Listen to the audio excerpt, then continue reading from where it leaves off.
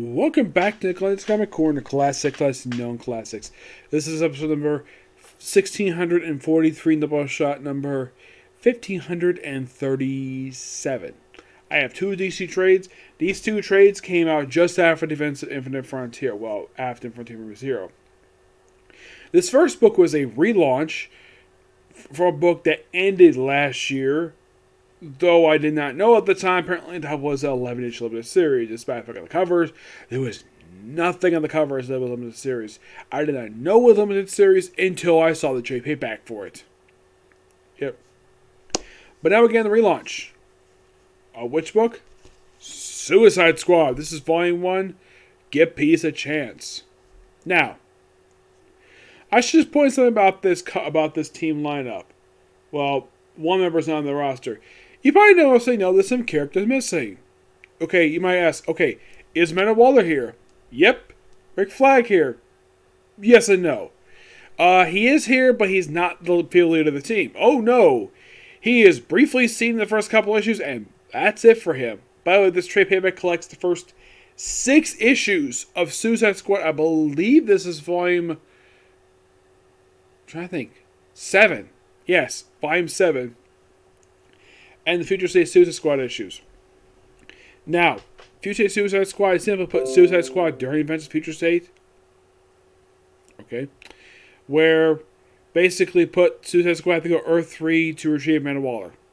And they run to the Justice Squad, which is, well, made up of people like a version of Batman, Aquaman, yeah, Justice Squad. But that's simply what it is. Now, there's a couple different stories in the Suicide Squad. First is basically having the team break into, of all places, Arkham Asylum. Why? Now, Peacemaker, who is the leader of this team, along with people like Nocturna, making her first appearance since the end of the Batwoman series. Yes, the end of Batwoman ended back in 2015. This book came out just as early this year, and we have a return of her in this book. Now, Peacemaker, as far as I can tell for him, I think this was his first post-Flash appearance.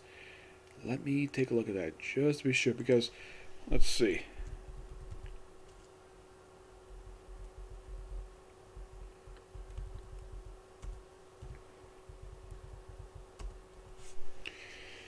Let's see here. I'm just making sure about this.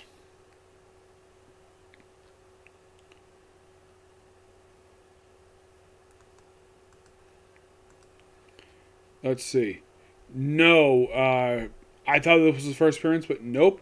His first appearance was actually the pages of Doomsday Clock. I kind of forgot he was freaking there. Yeah, and then he popped up for Infinite 5. Well, Fear 5, excuse me. Yeah, he appeared here as a character in this book. Mm-hmm.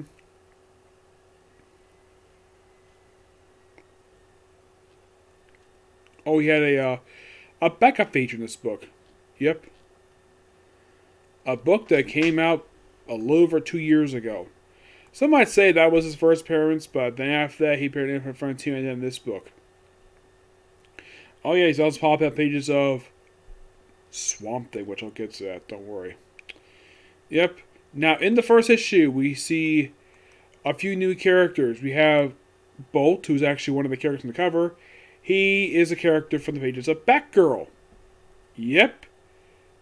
A character created by Gail Simone. A version of a character, anyways. Yes, he dies in the opening issue. Yeah, here's the thing. Despite he first appeared in Batgirl, I mean, his other appearances aside from this book have been just an issue of Deathstroke, the annual, a couple issues of Sideways, Teen Titans Giants, Ray Rebirth, and that's it for Bolt.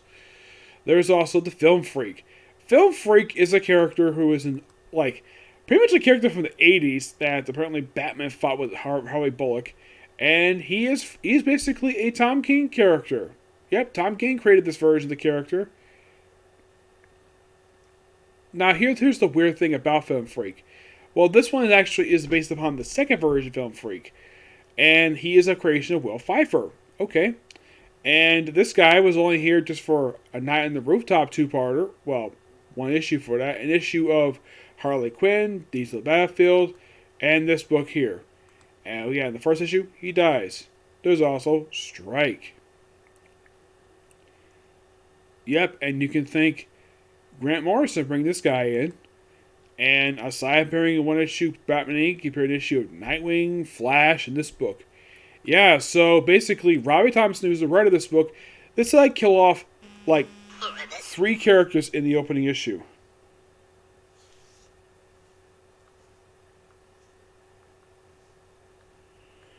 Yep.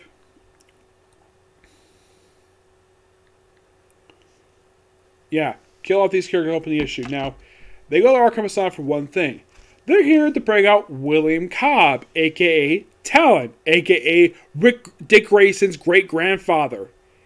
Yep, I believe his last appearance in the comics prior to this book was pop-up in the pages of Nightwing for Joker War. Actually, just prior to Joker War, I think it was. Yes. We also have the debut of Match in the current continuity. Because, of course, the actual Superboy shows at the very end of the book. So, the whole Arkham Asylum thing, that's quite interesting. I like that concept, bringing the Arkham Asylum. This only lasts for a few issues. And it's called... Excuse me, it's called the... Well...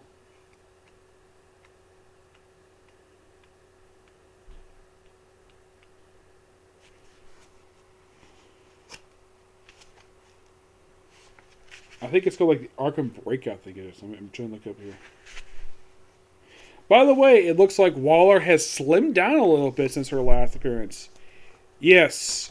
Yeah, for some reason we decided to have Amanda Waller lose a little bit of weight because usually she's been an overweight woman. And here she's slimmed down a little bit. So, oh yeah, and apparently Arkham Asylum they had Superboy. This actually is Match, who is the clone of Superboy. Yep.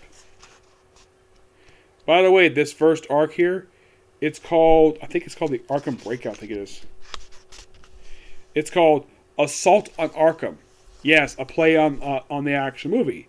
And this is always here for the first couple issues. And then issue 3, by the way, issue number 2, we have some new people join the team aside from, of course, Talon. We also have, of course, Nocturna, Mind Warp, which is a version of character X and Caliber. Now, Mind Warp, I believe, was a character from... Well, I thought he was. It's a different version character. There's also a character Exit. And Colbera, who does not die in this issue. Well, this book is her first appearance, and they all join the opening issue. And then after this first 2 issues, then we have the stuff with a new character known as Bolt. Yep, and then we lead into a... Superboy joins the team, forcefully, mind you. They go after a speedster from the Titans Academy. Yep. By the way, the issue of Titans Academy is not in this book, which you're thinking, that's kind of weird. Yeah, as a matter of fact, the 3rd issue of this book, they cross over with Titans Academy. 1 issue. By the way, the reason why that they're here, they cross over with Titans Academy? Red X. Now you're probably asking, Nick, who the heck is Red X? The comic version, I have no idea who the heck this guy is because they have not revealed who the heck he is under his mask yet. This guy was a character from the Teen Titans TV show from the early 2000s. Now, there were 2 people on the show who wore this costume. The first one was Dick Grayson. Yep, who was Robin the show. Second one, they never actually revealed who this one was because he popped up for like 1 episode and that was it for him. Yes, and after the whole thing with Red X, which by the way did not include this team, because he's captured by the Suicide Squad, though he basically gets out and goes back to the Titans Academy and does pretty much nothing with that. The whole thing with Peacemaker, why he's here, is to deal with peace. And then we have a storyline where they go to Earth 3, yes, Earth 3, to get, I think this is supposed to be Bloodsport. Yes. Which, the only reason I think it included this guy in here is because he appeared in the Suicide Squad movie, so why the heck not include him? He's on Earth 3, and their basic job is to retrieve, well, the whole thing is going to Earth 3, just like in Future State. And, well, then they reveal at the end of the book that Superboy in this book, which, by the way, he's dressed like Connor Kent pre-Flashpoint. And then we have the pre-Teen Titans look Superboy, which this is the actor Superboy. There's a bit confusion about that, and that's where the book ends. It's a good start for this particular run. I enjoyed this book. I thought it was a bit of a middle book per se, but I'm going to get this book a 9.5 out of 10. It's a damn good book. Okay, now as for the characters missing, like Deadshot, not here because he's dead. Captain Boomerang is doing something over in Flash, even not much. Harley Quinn has got her own solo book, and she's currently in a relationship with Poison Ivy. Finally. And, well, a lot of the other characters are simply just doing their own thing. The previous version of Suicide Squad, yeah, they've been disbanded and they're doing their own thing now. Wallaman, she's kind of tired. And apparently looks like Belle Reve has moved locations. Alright, next up is The Swamp Thing, Volume 1. The Becoming. This book is written by Ram V. Yes, a relatively new writer to DC Comics. One of two books this guy is writing. Though one of them actually, believe it or not, it was announced recently that he's going to be leaving Catwoman. Yes, after just kind of the book just a couple years ago, he's already leaving the book now. Not really sure why. And this book, here's a fun fact about this book. This book initially was announced as a 10-issue limited series. And then for some reason, DC decided to extend it by 6 issues. My guess, book was selling really well, so they decided to increase the actual issues. Okay. So, mostly put this with kind of a new Swamp Thing. Alec called himself this brief appear in the book. And, well, it just basically, Swamp Thing. It's basically like a traditional horror story. Now, Ram V is the writer in here, but the artwork is by Mike Perkins. I'm like, Mike Perkins doing Swamp Thing? Interesting. As far as I can tell, he's done some sci-fi and some spy work, but horror? I've never heard of doing horror comics before, so this was the first one I actually come across. Like, okay. So, the way this book feels like the classic Vertigo style of Swamp Thing, because how grotesque the style of the artwork is. That's what it reminds me of. The book pretty much included the first 4 issues of Swamp Thing. I believe this is Volume 7, including the Swamp Thing Future State story issues. Yep, they include that 2-issue miniseries. But here's how they place the book, which is kind of weird. Like in Suicide Squad, they put that first. Here they put the 2 issues of Future State Swamp Thing after the 4 issues of Swamp Thing. I'm like, that's kind of weird. I'm not really sure why the heck that was. Now you're probably thinking, why did I pick this book up? Because I love Swamp Thing. That's why. But this is just a really good book. It just basically just going to the... It's basically a book where Swamp Thing is basically with a desert. Now, the new Swamp Thing is now Alec Holland, where it's a guy by the name of Levy Kemeny. He's the current Swamp Thing now, because Alec Holland is no longer Swamp Thing.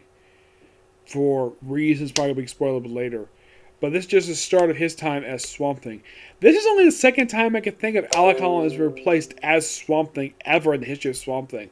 The last time, where he's not the start of a volume of Swamp Thing, was Swamp Thing Volume 3, where it starred Teffy Holland, Swamp Thing's daughter.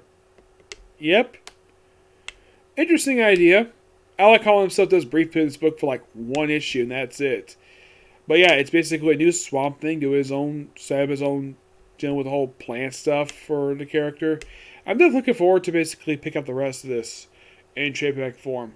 And this surprisingly was only $16.99, which not surprising given the fact the character is probably not the big of a seller for DC. But it's something though. For a book that was initially listed as a limited series, it's getting 16 issues, which I never heard of a limited series from DC lasting 16 issues. Well, they did have a series called The Wildstorm lasting for 24 issues. And I think they had a book for Michael Croy, which that one was 12 issues. And both books were by Warren Ellis. It was supposed to be a start of a new imprint for Wildstorm, but nothing much came of it. But in the case of this, the Swamp Thing book was really good. I thoroughly enjoyed this. Yeah, it's a good start to the Swamp Thing run. Okay, so that's it, particular review. Stay tuned for our next review, which is going to be Demon Slayer. Okay, next video. Bye.